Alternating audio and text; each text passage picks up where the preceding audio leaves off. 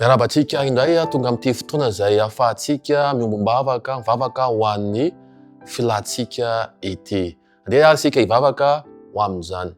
Andriamanitra tomponay tonga eo amin'ny fotoana manokana izay entsoina ny anaranao. Saotra Andriamanitra no ity fotoana izay hitondrana mbavaka ny namana nometsoa ity. Ingany Jesosy ianao no hijery manokana ny fiainany. Mangataka anao mba hamindra fo aminy, hamindra fo amiko ary hamelany tsy fahatanteranay rehetra mba hoenonao any an-danitra anie ny fangatahanay.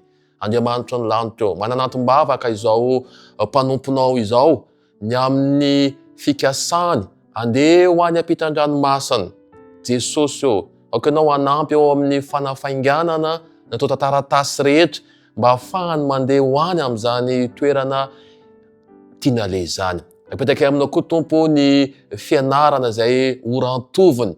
Aoka ianao Andriamanitra ny mihazo ny fahazavan-tsaina tanteraho aminy toy ny fikasanao alohan'izy fahatsorambiny. Eo ihany koa Tompo amin'ny mahatanora azy dia manana misy ihany koa ny fangatahana ny amin'ny lafiny ara-pitiavany.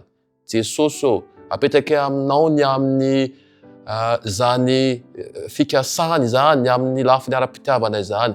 Ianao no hanomana ny saza ho azy Tompo ary aoka mba hidiranao an-tsehatra izany ka ho fahazavana tokoa anie ity namana ity any amin'ny toerana lavitra izay ho alehany.